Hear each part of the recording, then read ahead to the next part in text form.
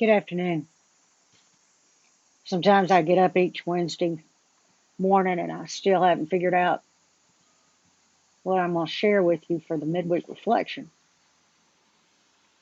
So this morning I went over and I thought I'll read some sermons by Barbara Brown Taylor. She always really feeds my soul, and so the first one I read just really spoke to me, and I thought I'd share it with you. Yeah, it's a full sermon, but it's worth it. She's a great writer, incredible preacher. Title of the sermon's Arthritis in the Spirit. Our scripture reading comes from Matthew chapter 18, verses 21 and 22. It says, Then Peter came and said to him, Lord, if another member of the church sins against me, how often should I forgive? As many as 7 times? And Jesus said to him, Not 7 times, but I tell you 77 times. The word of the Lord. She writes, in case you haven't noticed, Christianity is a religion in which the sinners have all the advantages. They can step on your feet 50 times, and you're supposed to keep smiling. They can talk bad about you every time you leave the room. It is your job to excuse them with no thought of getting even. The burden is on you because you've been forgiven yourself, and God expects you to do unto others as God has done unto you. This is not a bad motivation for learning how to forgive. If God is willing to stay with me in spite of my meanness, my weakness, my stubborn self-righteousness, then who am I to hold those same things against someone else? Better I should confess my own sins than keep track of yours. Only it is hard to stay focused on my shortcomings.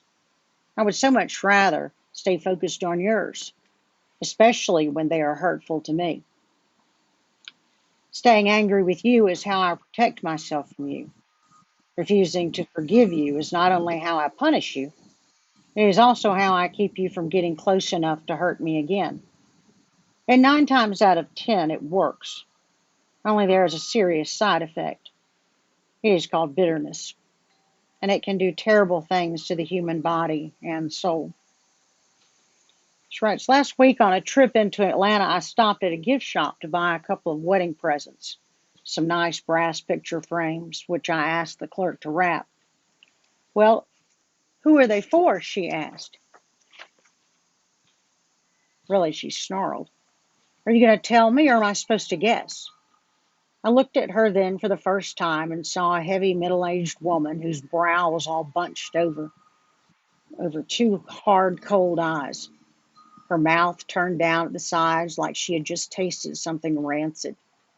And she had both her hands planted on the glass counter, leaning against it, with such malice that I thought she might literally push it over on me if I irritated her any further. Generally speaking, I get mad when someone comes at me like that. But this time I just got scared because I could see what her anger had done to her, and I wanted to get away from it before it did something similar to me. Actually, it was something stronger than plain anger that had twisted that woman's face. All by itself, anger is not that damaging. It is not much more than that quick rush of adrenaline you feel when you feel you're being threatened. It tells you that something you hold dear is in danger. Your property, your beliefs, your physical safety. I think of anger as a kind of flashing yellow light. Caution, it says. Something is going on here. Slow down and see if you can figure out what it is. When I do slow down, I can usually learn something from my anger. And if I am lucky, I can use the energy of it to push for change in myself or in my relationships with others. Often I can see my own part in what I am angry about, and that helps. Because if I had a hand in it, then I can concentrate on getting my hand back out of it again, instead of spinning my wheels in blame. I can, in other words, figure out what my anger has to teach me, and then let it go. But when my anger goes on and on without my learning or changing anything, then it is not plain anger anymore. It has become bitterness instead. It has become resentment, which a friend of mine calls arthritis of the spirit. So there is another motivation for learning how to forgive, not only because we owe it to God, but because we owe it to ourselves. Because resentment deforms us. Because unforgiveness is a boomerang. We use it to protect ourselves, to hurt back before we can be hurt again. But it has a sinister way of circling right back at us so that we become the victims of our own ill will. One summer, the New York Times Book Review ran a series on the deadly sins. Joyce Carol Oates wrote on despair, Gore Vidal wrote on pride, and John Updike, of all people, wrote on lust. Mary Gordon's essay on anger was a real beauty, chiefly because she was willing to admit she knew a lot about it. One hot August afternoon, she wrote, she was in the kitchen preparing dinner for 10. Although the house was full of people, no one offered to help her chop, stir, or set the table.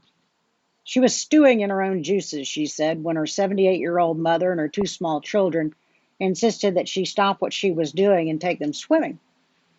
They positioned themselves in the car, she said, leaning on the horn and shouting her name out the window so all the neighbors could hear them, loudly reminding her that she had promised to take them to the pond. That, Gordon said, was when she lost it. She flew outside and jumped on the hood of the car. She pounded on the windshield. She told her mother and her children that she was never, ever going to take any of them anywhere, and none of them was ever going to have one friend in any house of hers until the hour of their death, which she said she hoped was soon. Then the frightening thing happened. She said, I became like a huge bird, she says, a carrion crow. My legs became hard stalks. My eyes were sharp and vicious. I developed a murderous beak. Greasy black feathers took the place of arms. I flapped and flapped. I blotted out the sun's light with my flapping. Even after she'd been forced off the hood of the car, she said it took her a while to come back to herself. And when she did, she was appalled, because she realized she had genuinely frightened her children. Her son said to her, I was scared because I didn't know who you were. Sin makes the sinner unrecognizable, Gordon concluded, and the only antidote to it is forgiveness. But the problem is that anger is so exciting, so enlivening, that forgiveness can seem like a limp surrender. If you have ever cherished a resentment, you know how right it can make you feel to have someone in the world whom you believe is all wrong. You may not be up to admitting it yet, but one of the great benefits of having an enemy is that you get to look good by comparison. It also helps to have someone to blame for why your life is not turning out the way it was supposed to. Last Friday on National Public Radio, I heard Linda Wertheimer talking to a correspondent in the Middle East about the amazing things that are happening there between Israelis and Palestinians. How are people reacting? She asked him. After all, losing an enemy is as upsetting as losing a friend. I hadn't thought about it that way before, but she's right. When you allow your enemy to stop being your enemy, all the rules change. Nobody knows how to act anymore, because forgiveness is an act of transformation. It does not offer the adrenaline rush of anger, nor the feeling of power that comes from a well-established resentment. It is a quiet revolution, as easy to miss as a fist uncurling to become an open hand. But it changes people in ways that anger only wishes it could. So why don't we do it more often?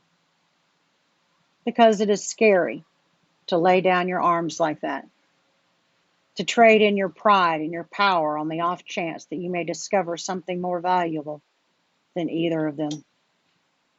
To forgive, writes Mary Gordon, is to give up the exhilaration of one's own unassailable rightness.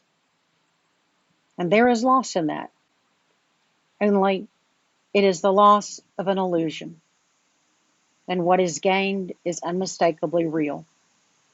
The chance to live again, free from the bitterness that draws the sweetness from our lives, that gives us scary faces and turns us into carrion crows who blot out the sun with our flapping. No one else does this to us. We do this to ourselves, but we do not have to. We are being forgiven every day of our lives. We are being set free by someone who has arranged things so that we have all the advantages. We have choices. We have will.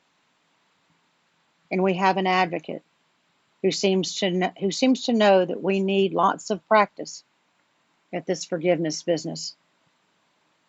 How often should we forgive? 7 times take care of it? Not 7 times, Jesus said. But I tell you 77 times. This is no chore. This is a promise, because forgiveness is the way of life. It is God's cure for the deformity our resentments cause us. It is how we discover our true shape. And every time we do it, we get to be a little more alive. What God knows and we don't yet is that once we get the hang of it, 70 times 7 won't be enough, not to mention 77. We'll be so carried away by it that we'll hope it never ends. Amen. God bless you all.